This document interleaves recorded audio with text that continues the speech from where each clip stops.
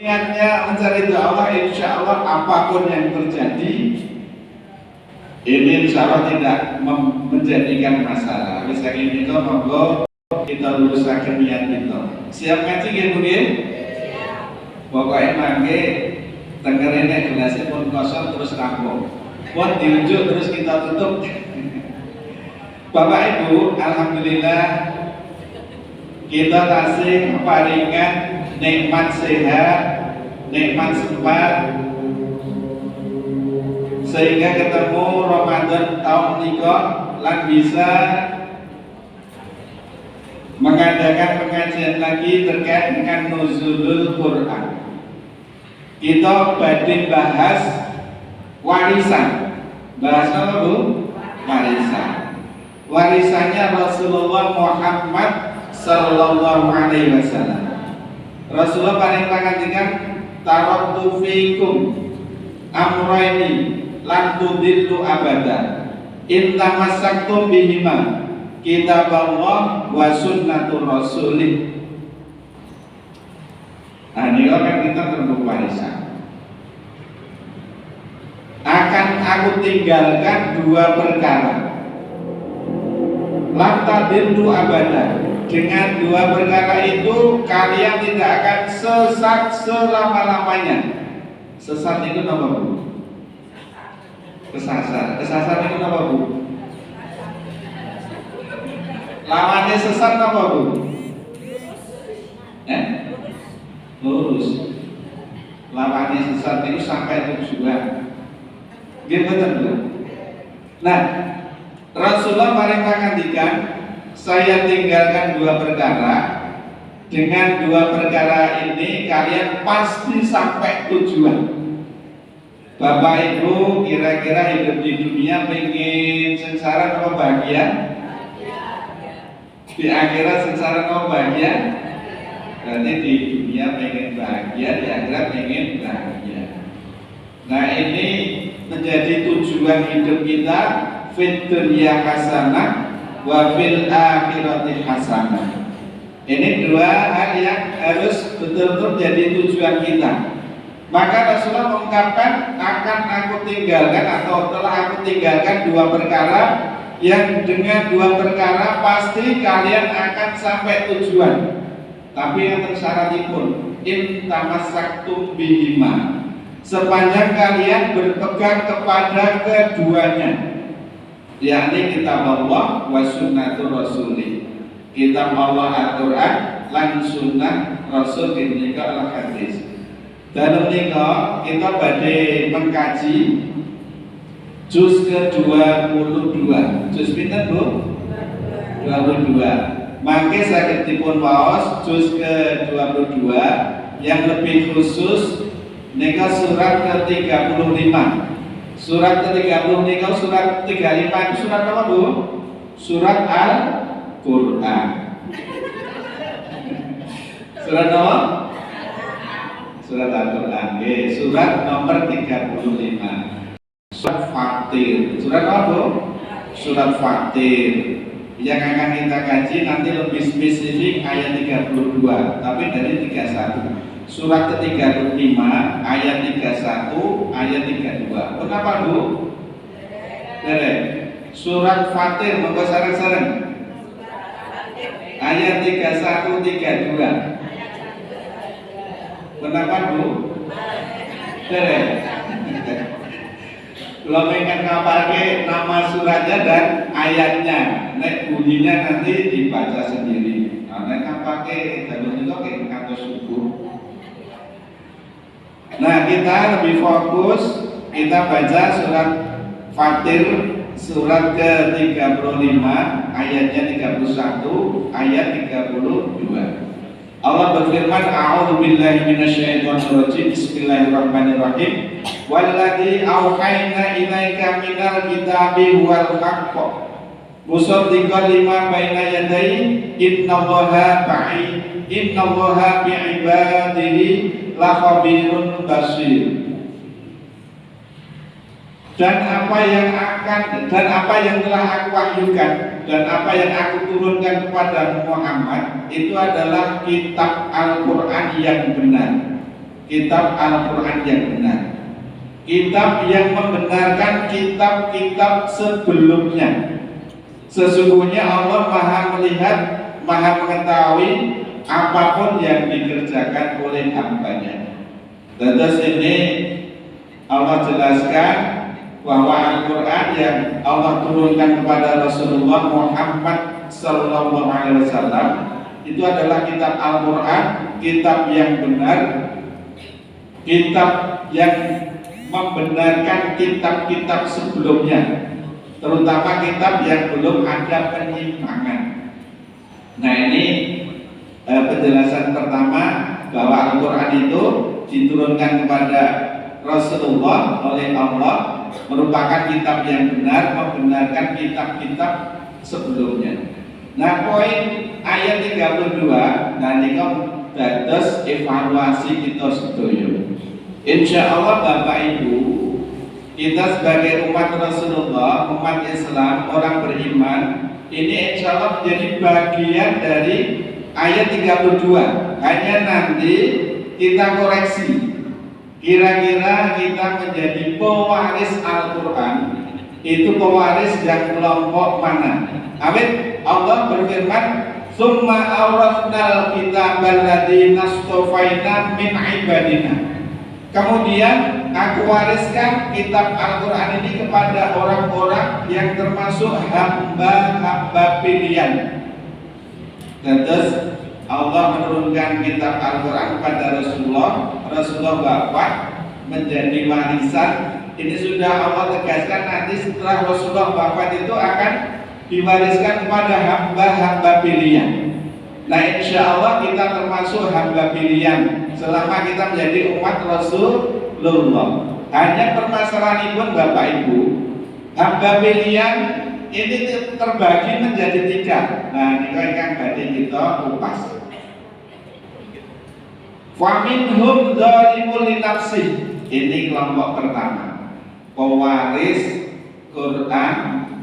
Kelompok pertama itu diungkapkan sebagian dari mereka yang mewarisi Quran itu disebut dzalimun li nafsihi.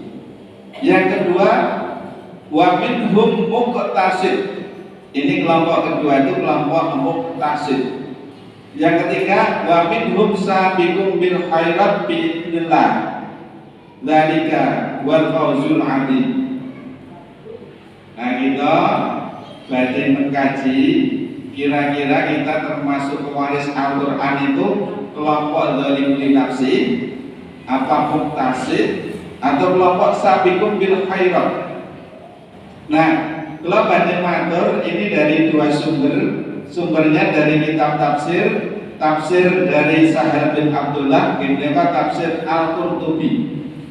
Yang satu tafsir dari Al-Azhar, tafsiripun Profesor Dr. Hamka.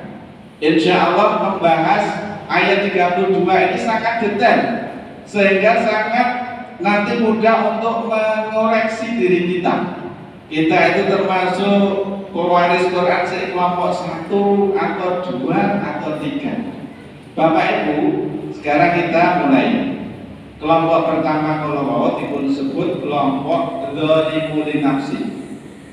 Sebelum membahas tafsir, saya analogkan. Ada 4 teman berteman, ada 4 orang berteman. Jadi analog untuk nanti biar lebih mudah mempelajari, mengkaji tafsir ini. 4 orang ini dari SD, SMP, SMA-nya itu sampai perguruan tinggi berteman. Akhirnya pisah. Salah satunya termasuk orang yang sukses, jadi juragan besar, konglomerat.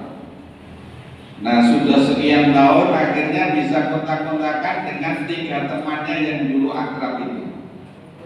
Nah orang pertama yang sukses ini bilang, "Mas, kanca-kancaku bertiga, kowe nek gelem nenggon aku, tiketnya tak bayar nanti wis tak jamin penginapannya, pulang tak sangoni 10 juta.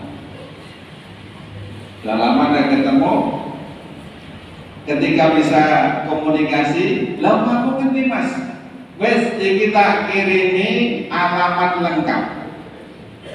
Nah, ini yang poin penting. 3 orang ini belum pernah ke rumah temannya yang sukses tadi. 3-tiganya dikirimi alamat lengkap. Alamat rumahnya, jenahnya, mungkin juga kalau mau naik apa itu sudah dikasih apa nih penjelasan. Naik kereta nanti turun di stasiun ini, naik pesawat turun bandara ini, naik bis terminal ini, itu sudah jelas. Nah ternyata apa Bu, Bapak?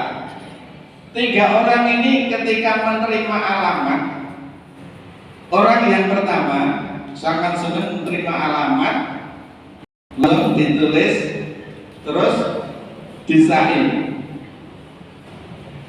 Kelompok orang kedua begitu menerima alamat dibocor, mungkin juga mempelajari alamatnya tadi, terus ditutup, disimpan. Orang ketiga itu ketika menerima alamat dipelajari termasuk denahnya, termasuk perkiraan nanti perjalanan sampai sana berapa jam, itu sampai detail.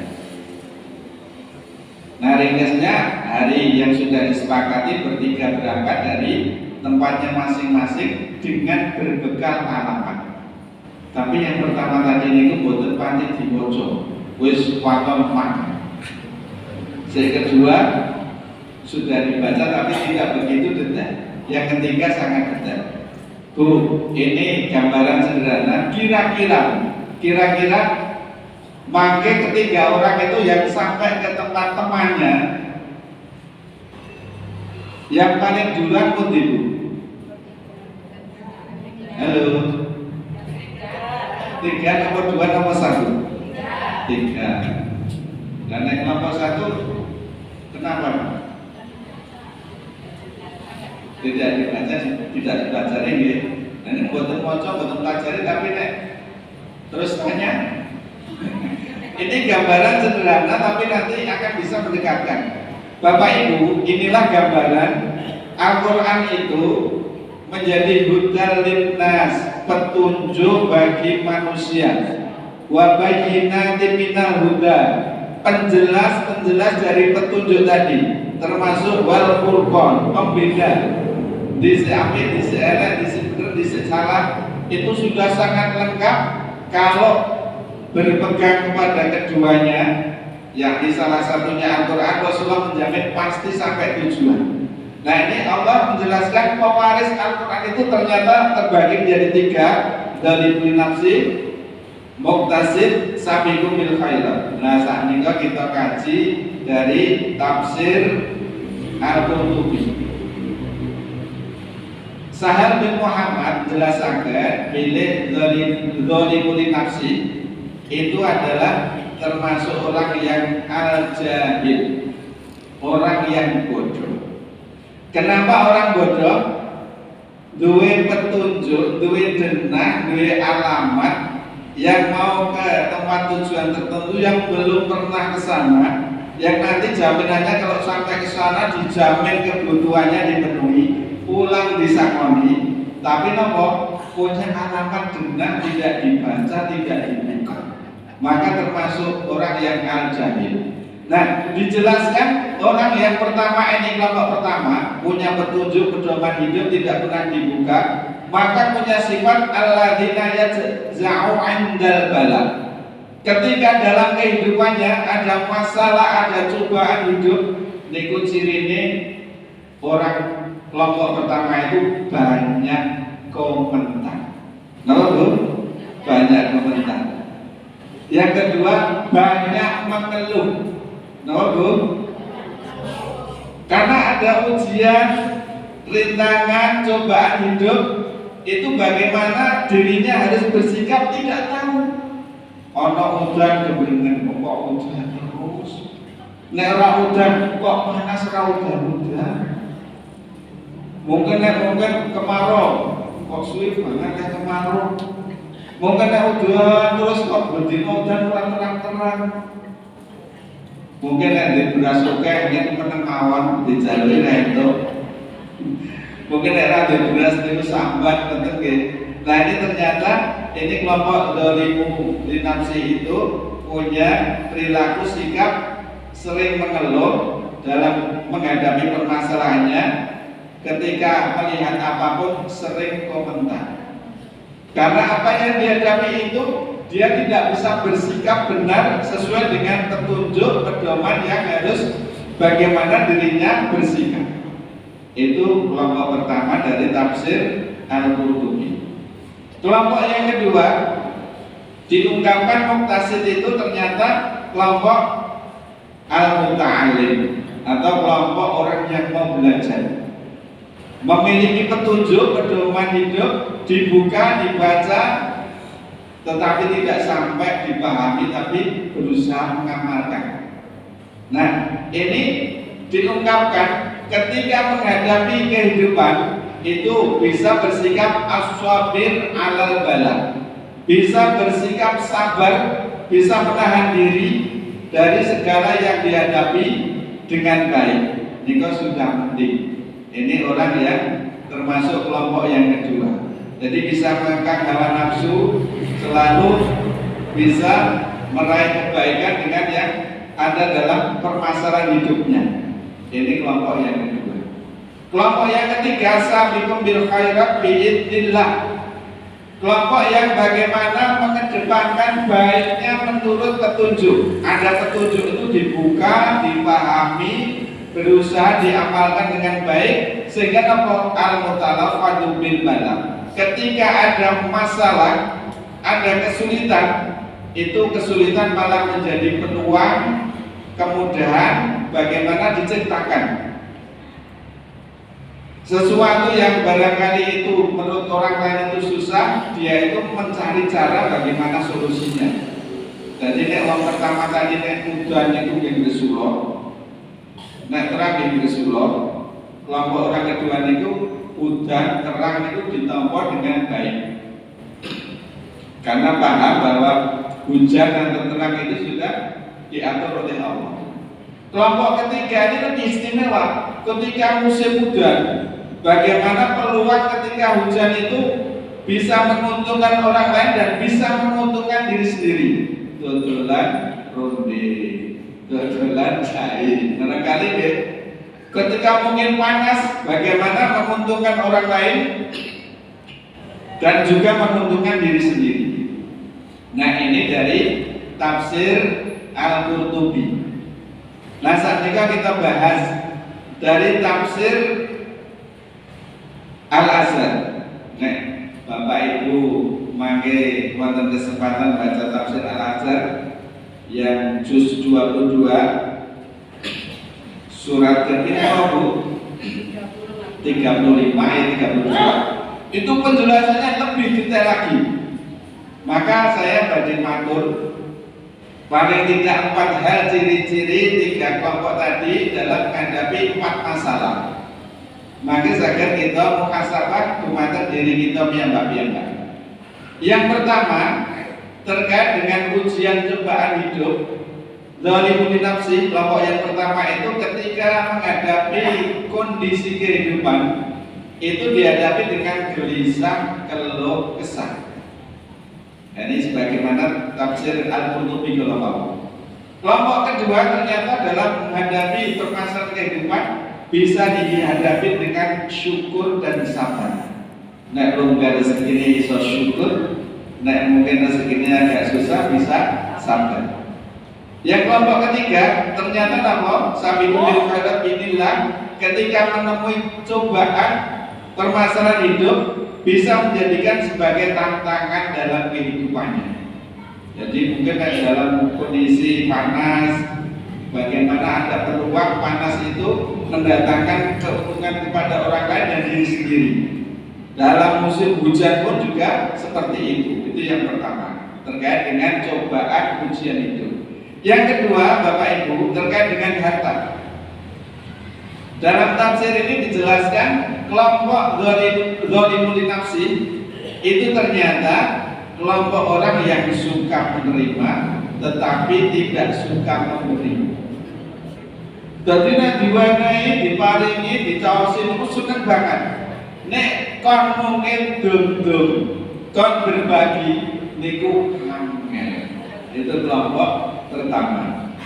Kelompok kedua, muktasid. Ini dijelaskan kelompok orang yang suka menerima dan suka memberi. Nah, ini dia terima kasih, terima kasih. Nah, diri kita piyambak, tubuh kita kalau gelem nampa tok makan, minum, terus nih boten tau bebuak kita apa? Sakit. Begitu juga sebenarnya orang itu nek gelem nampa tok, ora gelem berbagi, kinten-kinten tanggane pripun? Ini kan ternyata seperti itu. Tubuh kita pun kalau hanya senang makan, dahar, muncul, nek ora tau berbuang, itu jadi penyakit. Nasihatnya ya tadi, terima kasih, terima kasih. Masukin mengeluarkan, masukin mengeluarkan. Itu nanti akan sehat. Itu kelompok yang kedua ternyata terkait data seperti itu. Kelompok yang ketiga ternyata Bapak Ibu, sabiqu bil khairat inilah, walaupun orang sekitarnya tidak pernah memberi, dia itu kalau ada kelebihan rezeki tetap suka berbagi. Karena yakin ar-razaq itu Allah Subhanahu wa Ta'ala. Nah, ini termasuk kelompok yang TOP BGT top banget. Terus kalau kelompok pertama itu hanya suka menerima, tidak mau memberi. Kelompok kedua suka menerima dan suka memberi. Kelompok ketiga itu ternyata meskipun orang lain tidak suka memberi, kalau dia ada kelebihan, ini ternyata suka memberi. Ini yang kaitan dengan harta. Yang kaitan ketiga, ini masalah Quran. Ini kita simak kelompok pertama, kedua, ketiga. Kelompok zalimul nafsi, ini kalau saya ketika membahas tafsir itu terkait dengan Al-Quran, itu orang-orang yang suka membaca tetapi tidak mau mempelajari secara detail, bahkan mengamalkan. Jadi senengnya maca, kowe teko juz pira Bu? Aku ngono wis juz 10, juz mangga, juz mangga. Maksudnya lek maca teko juz pira, entuk juz pira. Biasanya nek Ramadan kata nggih cepet-cepetan. Ibu-ibu sampun pegang juz pinten? 15, 16, 20 pun khatam. Nah, ini kembali, kalau hanya sekedar membaca, tidak mau mempelajari bahkan mengamalkan, ini diungkapkan dalam tafsir itu termasuk zalimul nafsi. Nah, kelompok yang kedua ternyata orang yang suka membaca, berusaha mempelajari, bahkan berusaha mengamalkan. Ini kelompok muktasid. Menyikapi Al-Quran itu tidak sekedar dibaca, tetapi dipelajari dan berusaha mengamalkan. Nah, kelompok ketiga, ini kelompok sabiqum bil khairat biidznillah. Ini ternyata kelompok yang suka membaca, mempelajari, mengamalkan, dan berusaha mengajarkan. Nah, ini termasuk kelompok yang alim, kelompok orang yang pinter, kelompok orang yang TOP BGT top banget. Nah, ini kok yang terakhir sekarang masalah jamaah. Ini memang kalau kita pelajari tafsir ini, nanti kita kenakan pada diri kita. Tidak membiji, oh ini banget, yuk aku ini banget. Bukan. Nah, nanti detailnya bisa dibaca sendiri. Yang terkait dengan jamaah, jamaah atau ibadah, dalam tafsir Al-Azhar ini diungkapkan kelompok orang yang pertama dari nafsi ini sangat senang berjamaah di masjid. Hanya jamaah ke masjid musolanya itu setelah mendengar iqamah baru datang. Wes kumat turun saya iqamah. Begitu kumat layu.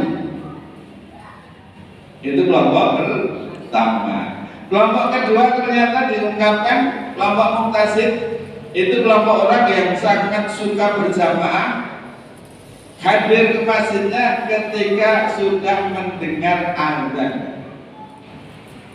Bedanya apa Bu? Kelompok pertama dan kedua.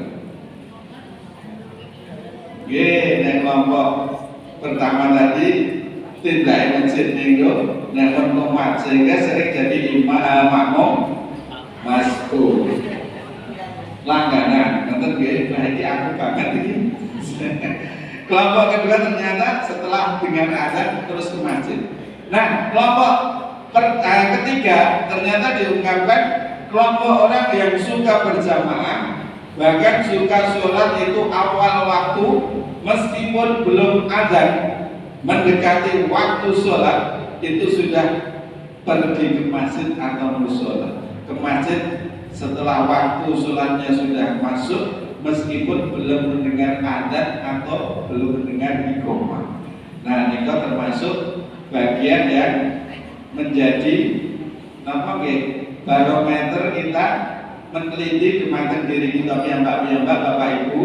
Ternyata Allah menjelaskan summa yarithunal, kemudian Al-Quran itu aku wariskan kepada 3 kelompok. Summa awratnal kitabal ladzina astafaina min ibadina wa minhum dzalimun li nafsi wa minhum muqtasid wa minhum sabiqun bil khairat bi idznillah. Dzalika wal fadlul kabir. Nah, kelompok yang terakhir ini ternyata kelompok orang-orang yang memperoleh karunia yang sangat besar. Bapak Ibu, maksud Malik, Al-Quran ini merupakan pedoman hidup kita. Hudalil muttaqin, petunjuknya orang bertakwa. Hudalil nas, petunjuknya manusia. Kalau kita baca sekian banyak orang itu jadi sarjana S1, S2, S3 karena mempelajari Al-Quran, mengkaji Al-Quran. Di masjid saya itu ada 3 imam yang hafid Quran, masih nom-nom, mahasiswa UMY, Fakultas Kedokteran. Padahal masuk UMY Fakultas Kedokteran itu sekarang itu minimal setengah miliar, 500 juta minimal. Tapi 3 mahasiswa itu masuk ke UMY Fakultas Kedokteran itu ternyata tidak lebih dari 30 juta. Hanya sekitar 20 juta untuk kebutuhan awal. Yang lain itu bayar sekian ratus juta, dia nggak bayar, ternyata lewat jalur prestasi hafiz. Nah, pernah mengisi kemarin itu, dia cerita, karena mahasiswa cerita, guru saya pernah bilang bahwa kalau orang itu memegangi Al-Quran, Al-Quran itu bisa terbang kemana-mana. Kalau orang memegangi Al-Quran nanti bisa ikut terbang kemana-mana. Nah, ternyata masih bingung, Al-Quran bisa terbang kemana-mana. Ternyata gurunya itu menceritakan, saya itu bisa sampai Mekah, Madinah, bisa sampai ke Maroko, bisa sampai kemana-mana. Ini karena Quran. Karena gurunya itu hafid Quran, termasuk mengajar, itu diberi tiket untuk ke Mesir, untuk ke Saudi, untuk ke Madinah, itu gratis. Nah, ini ternyata dengan Quran itu bisa mengantarkan terbang kemana-mana. Nah, begitu juga mahasiswa yang saya sebut itu ternyata membuktikan masuk ke kedokteran tanpa jutaan atau ratusan juta bisa masuk fakultas kedokteran. Nah, saking tinggal ini menjadi bagian keistimewaan Al-Quran. Al-Quran itu diungkapkan menjadi bagian yang bisa memuliakan seseorang. Nah, sebagai penutup Bapak Ibu, ada ungkapan Profesor Quran asmanipun nika profesor dari Mesir, Mutawali Asad Rawi. Kita kan sekarang problemnya sampah. Ibu-ibu dapat makan dusik itu kalau nanti tidak dipakai dibuang jadi sampah. Ibu-ibu minum unjuk air mineral nanti diminum, botolnya dibuang jadi sampah. Pakaian kita lama dipakai nanti tidak digunakan lagi, dibuang jadi gumbat jadi sampah. Bahkan yang kita makan, kita minum kalau dibuang jadi sampah. Nah, beliau mengungkapkan kecuali Al-Quran. Kalau semua yang dipakai manusia sudah tidak dipakai, dibuang jadi sampah, kecuali Al-Quran. Kalau Al-Quran itu dibuang, maka bukan Al-Qur'annya jadi sampah, yang membuang Al-Qur'an itu nanti jadi makhluk yang bobotnya seperti sampah. Lawang sulit, kalau orang itu sampai membuang, nyingkiri Al-Qur'an, itu bukan Al-Qur'annya jadi sampah, tetapi yang membuang itu ternyata jadi sampah, tidak berharga.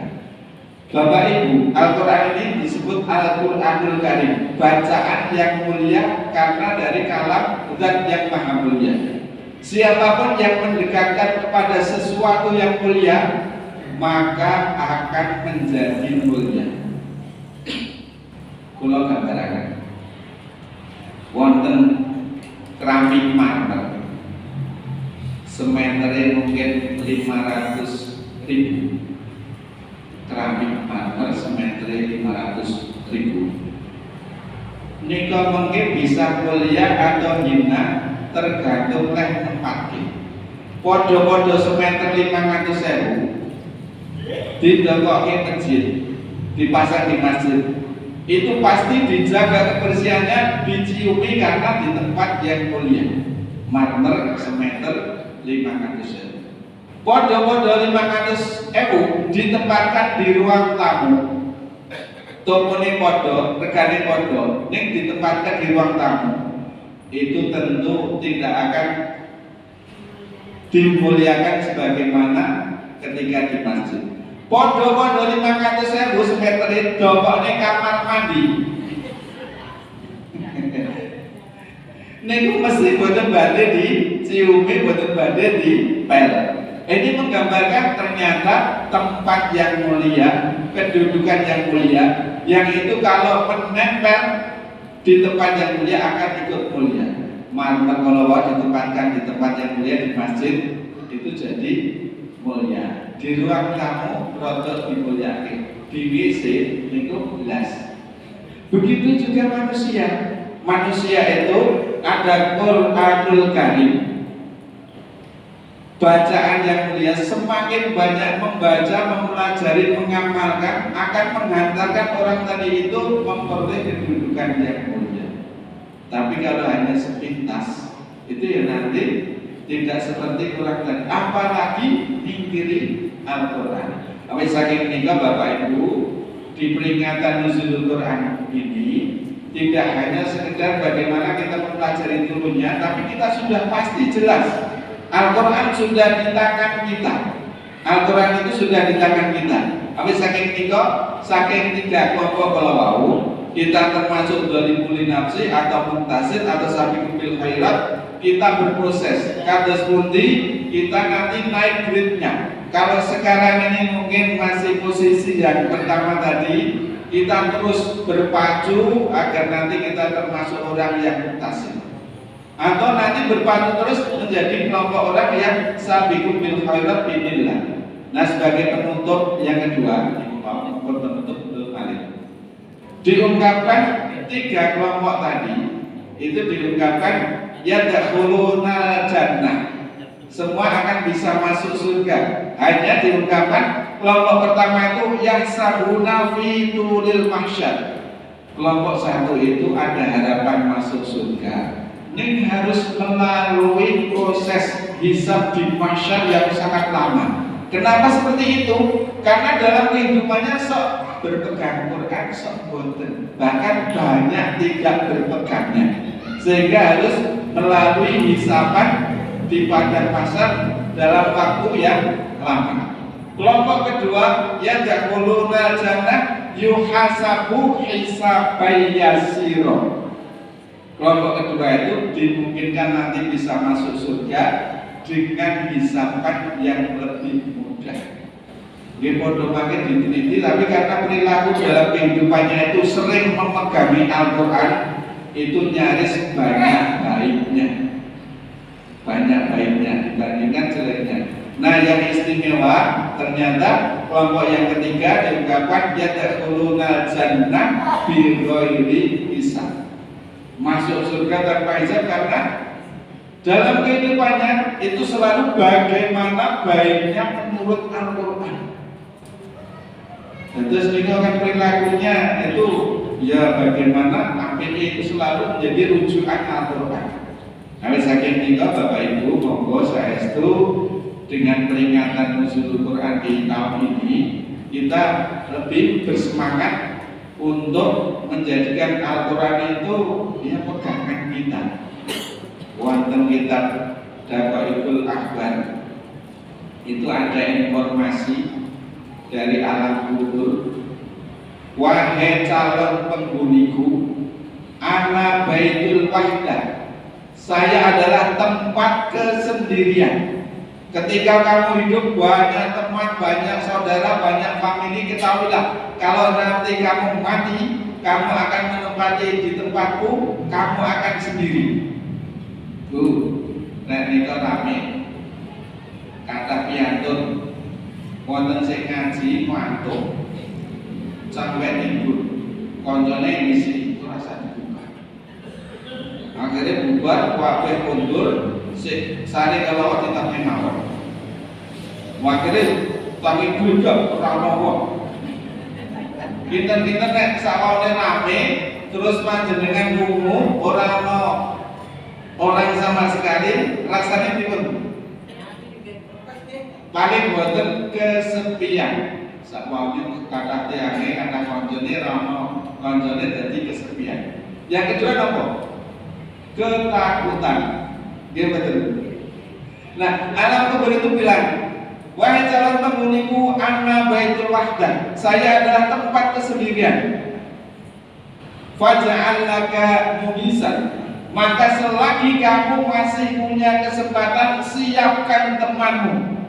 Biar nanti ketika kamu masuk ke tempatku tidak kesepian, yakni biqiraatil Quran, dengan banyak membaca Al-Quran.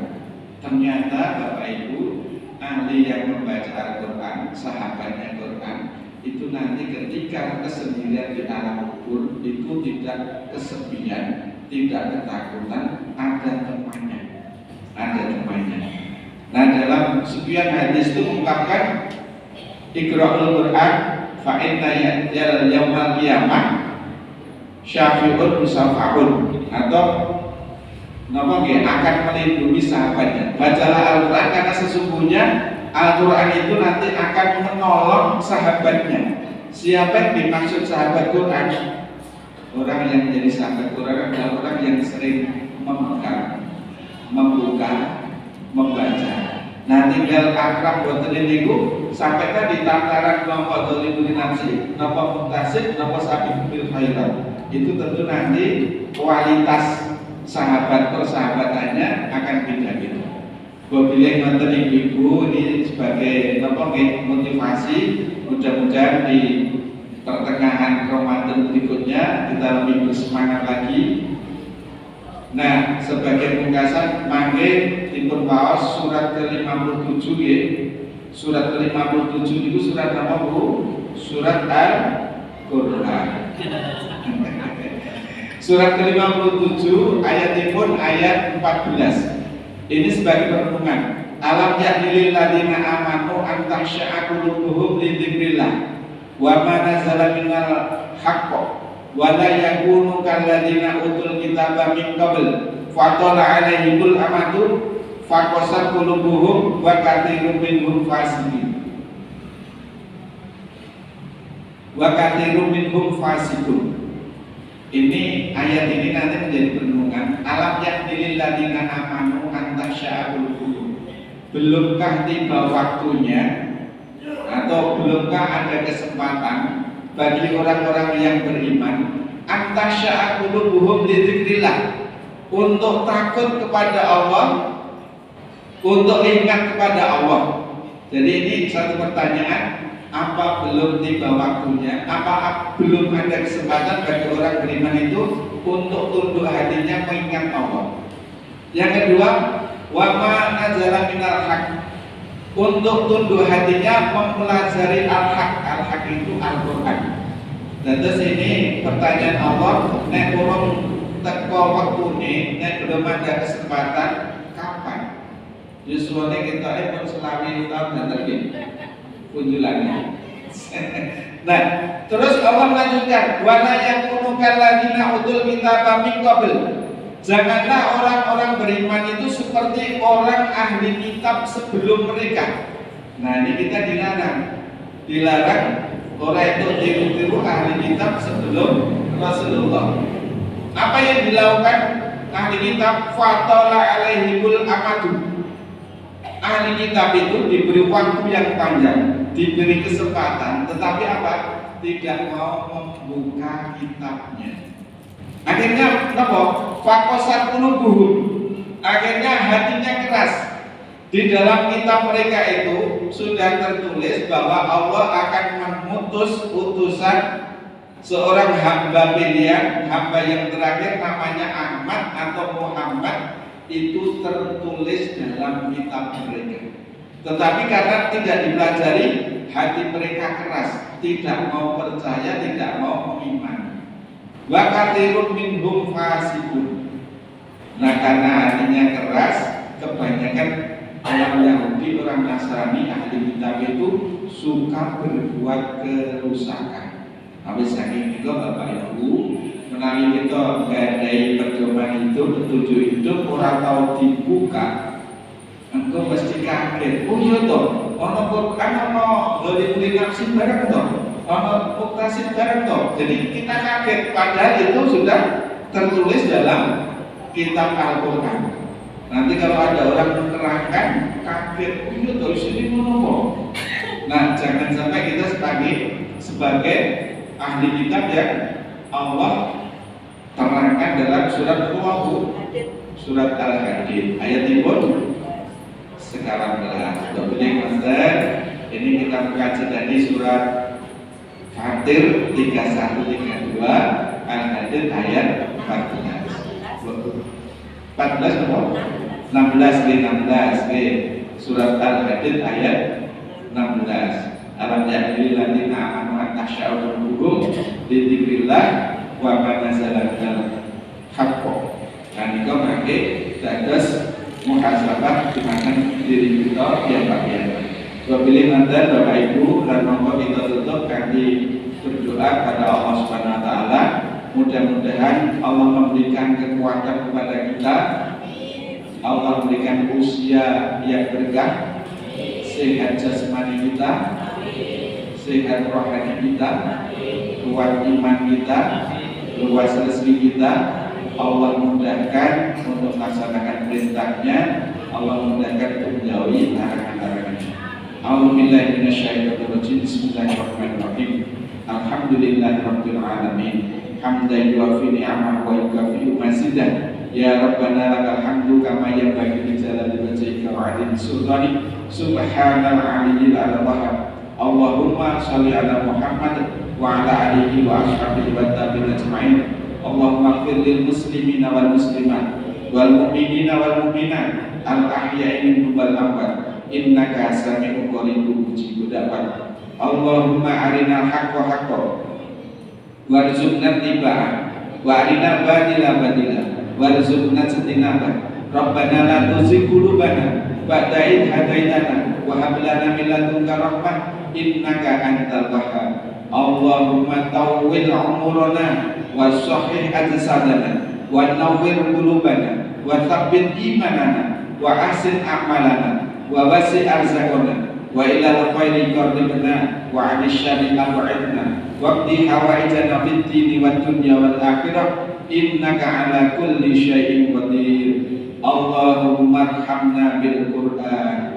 Ya Allah, berikanlah rahmat kepada kami dengan kitab Al-Quran. Waj'alhu lana imama wa nura wa huda wa rahmah. Jadikanlah Al-Quran bagi kami sebagai panutan, cahaya serta petunjuk dan rahmat. Allahumma dzakirna minhu ma nasina wa 'alimna minhu ma jahil. Ya Allah, ingatkanlah kami seandainya kami terlupa akan ayat-ayat Al-Quran. Ajarkanlah kami dari kitab Al-Quran yang belum kami ketahui. Warzuqna tilawatahu ana al-laila wa atrafan nahar waj'alhu lana hujjatan ya rabbal alamin. Ya Allah, anugerahkanlah kepada kami kesempatan membaca Al-Quran pada waktu malam dan siang hari. Jadikanlah Al-Quran sebagai pembela yang kuat bagi kami, ya Allah. Tuhan yang maha semesta alam, Tuhan yang menguasai semesta alam. Allahumma taqabbal minna sholatana wa siyamana wa qiyamana wa qira'atana wa zakatana wa shadaqatina wa kulla ta'abudana ya arhamar rahimin. Rabbana atina fid dunya hasanah wa fil akhirati hasanah wa qina adzabannar. Subhana rabbika rabbil izzati amma yasifun wa salamun alal mursalin walhamdulillahi rabbil alamin. Mekaten Bapak Ibu, kirang langkung nyuwun pangapunten. Billahi taufiq wal hidayah. Wassalamualaikum warahmatullahi wabarakatuh. Waalaikumsalam.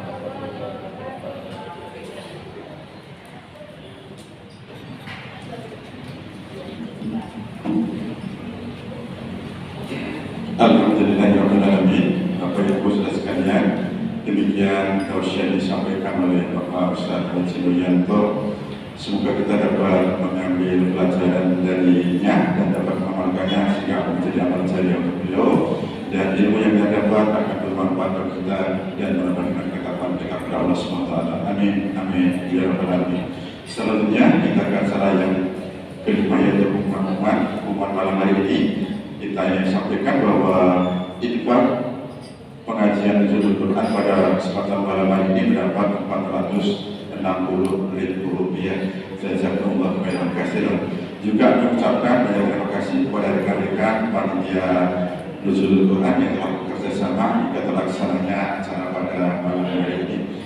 Bapak Ibu, tanpa terasa acara demi acara telah kita lewati dan kita sampai di penghujung acara pada malam hari ini. Namun sebelumnya sekali lagi mau ditampilkan mengucapkan yang banyak terima kasih atas kehadirannya. Mohon maaf atas kekurangannya, dan kami pribadi, saya selaku wawancara banyak salah, banyak kata para dan saya, itu saya mohon maaf yang sebesar-besarnya. Akhirnya mari kita tutup dengan membacakan dalam dan doa kafaratul masjid. Alhamdulillahirabbil alamin. Subhanaka Allahumma bihamdika asyhadu an la ilaha illa anta astaghfiruka wa atubu ilaik. Syukur, terima kasih. Jumpa di lain waktu. Bila taufik wal hidayah. Assalamualaikum warahmatullahi wabarakatuh. Waalaikumsalam warahmatullahi wabarakatuh.